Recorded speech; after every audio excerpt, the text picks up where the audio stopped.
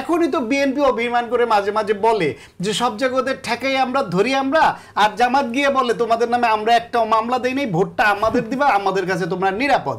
এই যে অনৈক্য, মান অভিমান এবং তা থেকে সাংঘর্ষিক অবস্থা, তখন ফ্যাসিবাদ শক্তি সেই সুযোগ গ্রহণ করলে দেশেই ফেব্রুয়ারিতে ইলেকশন না হলে যে পরিস্থিতি হবে, সেই পরিস্থিতি সামাল দেওয়া এই সরকার, এই বিএনপি, এই জামায়াত বা এই আমার মধ্যস্থতাকারী ভাইরা কেউ পারবে না।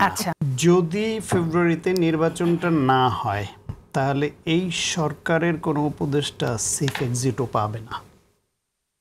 সেফ এক্সিট বলতে এটুকুই বুঝতে পারে তারা যে একটা সুষ্ঠু নির্বাচনের বিএনপি জামাত এনসিপি লোকেরা পাবে, সেটা তো পাবেই না। কিন্তু সেফ এক্সিট তো আর রাজনীতিবিদদের নিয়ে কথা হচ্ছে না, কথা হচ্ছে সরকারের উপদেষ্টাদের নিয়ে। নাহিদ ইসলাম যেটা বলছে যে সেফ এক্সিটের প্রশ্ন তো উপদেষ্টাদের বেলায় আসছে।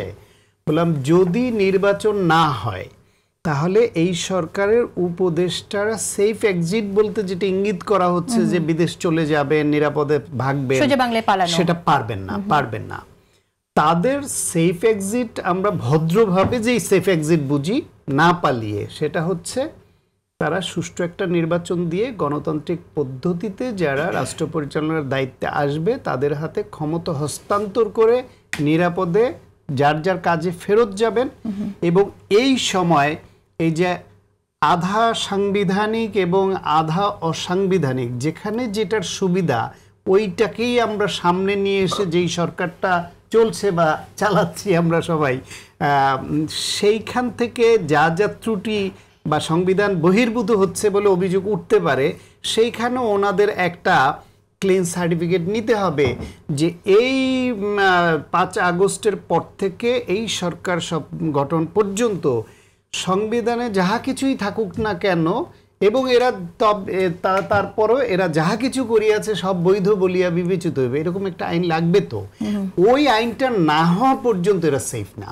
এখন ওই আইনটা করতে পারে কেবলমাত্র একটা নির্বাচিত সরকার। যতক্ষণ পর্যন্ত ওই আইনটা সংসদে পাশ না হচ্ছে এরা কেউ নিরাপদ না। সেফ এক্সিট বলতে কোনো শব্দ এদের বেলায় নাই, আর সেই জন্য নির্বাচনটা জরুরি। কিন্তু নির্বাচন কি পেছানোর জন্য অনেকেই বলে যে শুধু আওয়ামী লীগ না, নির্বাচনকে পেছানোর জন্য তারপরও অনেকে কাজ করছে। জামায়াতের নেতারা প্রকাশ্যে বলছেন প্রয়োজনে নির্বাচন 2 মাস পিছিয়ে যাবে। তার মানে তাদের আকাঙ্ক্ষা এইটাই যে নির্বাচনটা পেছানো হোক। আমি যতদূর বুঝি সেটা হলো, দেখেন জামায়াত ইসলাম এখন তাদের কথাবার্তা, আচার আচরণ সব কিছুতে, বা এই গুপ্ত যারা ছিলেন তারা প্রকাশ্য হয়েছেন, সব মিলিয়ে টিলিয়ে মনে হচ্ছে একটা শক্ত অবস্থানে এসছেন। কিন্তু আগের বিবেচনায় তাদের তো বাংলাদেশের নির্বাচনে প্রাপ্ত সিটের সংখ্যা হচ্ছে 3টা থেকে 18টা। একা নির্বাচন করলে একবার 3টা একবার 4টা, আর বিএনপির সঙ্গে প্রকাশ্য বা অপ্রকাশ্য জোটে গিয়ে করলে 17টা 18টা।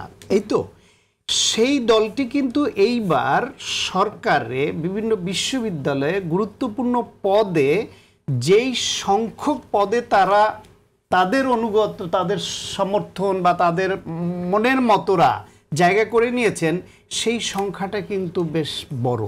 সেটা বিএনপি যে স্কেলের দল, আপনারও অবদান আছে বেশ।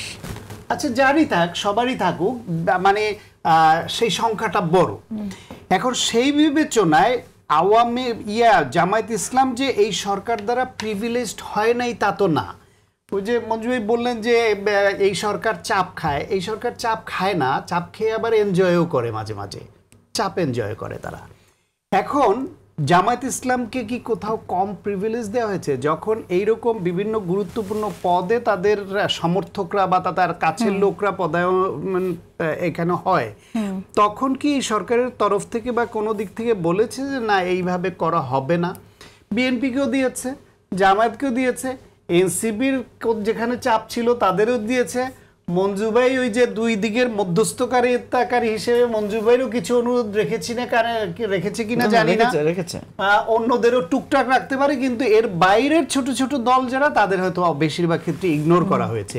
তো মূল প্রিভিলেজড গ্রুপ ছিল বিএনপি এবং জামাত, তার মধ্যে বিএনপি যত বড় দল হিসেবে আগে থেকে প্রতিষ্ঠিত আর জামায়াতের সঙ্গে ব্যবধান যত, সেই তুলনায় জামায়াত অনেক বেশি প্রিভিলেজ পেয়েছে। এইটা মানে খোলা চোখে আমরা দেখতে পাই।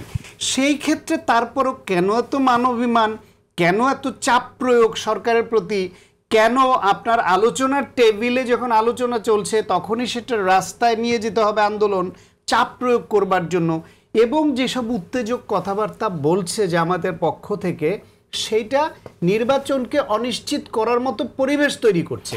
কিন্তু নির্বাচন ফেব্রুয়ারিতে না হলে, খুব সংক্ষেপে শেষ করে দিই, কি হবে?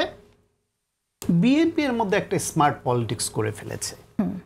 I must say it's a smart politics. BNP এর আগে কখনো তফসিল ঘোষণার এত আগে প্রার্থী ঘোষণা করে নাই। এবার করে অন্তত 236 জনের মধ্যে স্বপ্ন জাগিয়ে দিয়েছে যে you are going to be a member of parliament. এখন তারা এই নির্বাচন বানচাল হইলে তাদের সেই স্বপ্ন ভঙ্গ হবে। এই স্বপ্ন ভঙ্গের বেদনা তারা হজম করবে না। ফলে এই যে 236 জন যাদের ঘোষণা করলো, অথবা জোটের থেকে যাদের সম্ভাব্য দিবে বলে বুঝালো যেটা আপনার, এরা সহজে এই নির্বাচন না হওয়াটা ছাড় দিবে না। তখন দেশে জামায়াত এবং বিএনপির মধ্যে যদি একটা সাংঘর্ষিক অবস্থা হয়, সেই সুযোগে আওয়ামী লীগ মাঠে নেমে পড়বে। আওয়ামী লীগের কয়েক হাজার নেতা পালালেও তারা কেউই ভারত নিয়ে নিশ্চয়ই তাদের অবৈধ অস্ত্র নিয়ে অ্যালাউ করে নাই যেতে, শুধু ওদের আশ্রয় দিয়েছে, বাবা আসো থাকো। তো 16 বছর ধরে অসংখ্য জায়গায় আপনি দেখবেন আওয়ামী লীগ প্রকাশ্যে গোলাগুলি হয়েছে না? তার ভিডিও ছবি এসে একটা অস্ত্র ধরেছে এই সরকার, ওই অস্ত্রগুলা কোথায়? আর যারা ঘাপটি মেরে আছে তারাও আছে, অস্ত্র আছে। সুতরাং আওয়ামী লীগ আজকে যারা এখানে ওখানে বাসে আগুন দিচ্ছে, এই বাসে আগুন দেওয়া থেমে থাকবে না তারা। আর জামাত বিএনপির এই দ্বন্দ্ব করলে তারা কে তখন আওয়ামী লীগকে ঠেকাতে যাবে? এখনই তো বিএনপি অভিমান করে মাঝে মাঝে বলে যে সব জায়গাতে ঠেকাই আমরা, ধরি আমরা, আর জামাত গিয়ে বলে তোমাদের নামে আমরা একটাও মামলা দেই নাই, ভোটটা আমাদের দিবা, আমাদের কাছে তোমরা নিরাপদ। এই যে অনৈক্য, মান অভিমান এবং তা থেকে সাংঘর্ষিক অবস্থা, তখন ফ্যাসিবাদ শক্তি সেই সুযোগ গ্রহণ করলে দেশেই ফেব্রুয়ারিতে ইলেকশন না হলে যেই পরিস্থিতি হবে, সেই পরিস্থিতি সামাল দেওয়া এই সরকার, এই বিএনপি, এই জামায়াত বা এই আমার মধ্যস্থতাকারী ভাইরা কেউ পারবে না।